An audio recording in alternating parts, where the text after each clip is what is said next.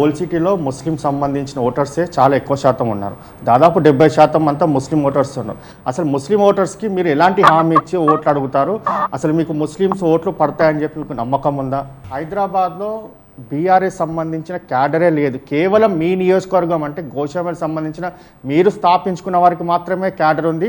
అదే క్యాడర్ పూర్తిగా ఓల్డ్ సిటీలో కావచ్చు, ఇతర సంబంధించిన నియోజకవర్గాలు కేవలం మీ క్యాడర్ మాత్రమే ప్రచారంలో ఉంది.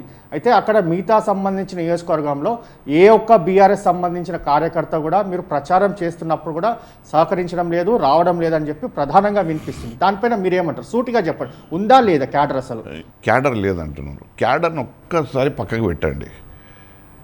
ఇవాళ మా పార్టీ అధికారంలో ఉండి 10 సంవత్సరాల అధికారంలో ఉంది. ఎన్నో గొప్ప గొప్ప స్కీమ్స్ కేసీఆర్ గారు తీసుకొచ్చిండ్రు. అది హిందువులకు కానివ్వండి, ముస్లింలకు కానివ్వండి. ఇవాళ ఓటర్కి కానీ అక్కడ ప్రజలకు కానీ ఏం కావాలండి? ఏ పార్టీ ఏం మేలు చేసింది అంతే. ఇవాళ నాకు చెప్పండి, మీరు చాలా గొప్పగా, ఎందుకంటే మీరు రిపోర్టర్ కాబట్టి మీరు విశ్లేషించగలుగుతారు. ఇవాళ ఎంఐఎం ఎప్పుడైనా అధికారంలోకి వచ్చిందా? వాళ్ళు నేను మళ్ళీ మీ పాయింట్కి వద్దా, నన్ను మీరు అడిగినరు, మీ దాంట్లో మీ క్వశ్చన్లో నేను మొత్తం ఫ్రెండ్లీగా వెళ్తారు. ఏ అధికారంలో కాంగ్రెస్ కావచ్చు, మీ పార్టీ ఉన్నప్పుడు 2 సార్లు ఫ్రెండ్లీగా. నేను ఏమైందంటే ఏం చెప్తానంటే, ఇవాళ ఎంఐఎం అలయన్స్లో లేదు. మీరు అన్నట్టు గిట ఉన్నది అని అంటే అది మా క్రెడిట్లో వస్తుంది కానీ వాళ్ళ క్రెడిట్లో రాదు. అలయన్స్లో ఉన్నప్పుడు మేమేమైనా సంక్షేమాలు చేస్తే కేసీఆర్ బొమ్మ మీద చేసినాం కానీ అసదుద్దీన్ ఓవైసీ బొమ్మ మీద చేయలే. 1 పాయింట్. సెకండ్ పాయింట్, బీజేపీ అసలు చరిత్ర ఏంది, వాళ్ళ కాంట్రిబ్యూషన్ ఏంది ప్రజలకు? ఎందుకు మీరు కూడా చెప్పాలి ప్రజలకు. వీళ్ళు ఏం చేసిరని ఓటు అడుగుతారు? వీళ్ళు కొట్లాటలు పెట్టి, పంచాయతీలు పెట్టి, తన్నుకొని గుద్దుకొని చచ్చిపోవుడు చేసిరు కానీ, జైళ్ళకు పంపించారు కానీ, పోలీస్ కేసులు వేసిరు కానీ, ఎవరికైనా ఏమన్నా ఒక సంక్షేమాలు అందించే, ఒక మంచి ఒక పనిని అందించే ఒక కాంట్రిబ్యూషన్ వీళ్ళది ఏమన్నా ఉందా బీజేపీది? మీరు అంటారు అంటే జైలు వేసినోని, కేసులు పెట్టించినోనికి ఓట్లు పడతాయి, ఏమి చేయనోనికి ఓట్లు పడతాయి, అందరినీ కడుపులో పెట్టుకున్న కేసీఆర్కు ఓట్లు పడాయా? ఇదేం లెక్క?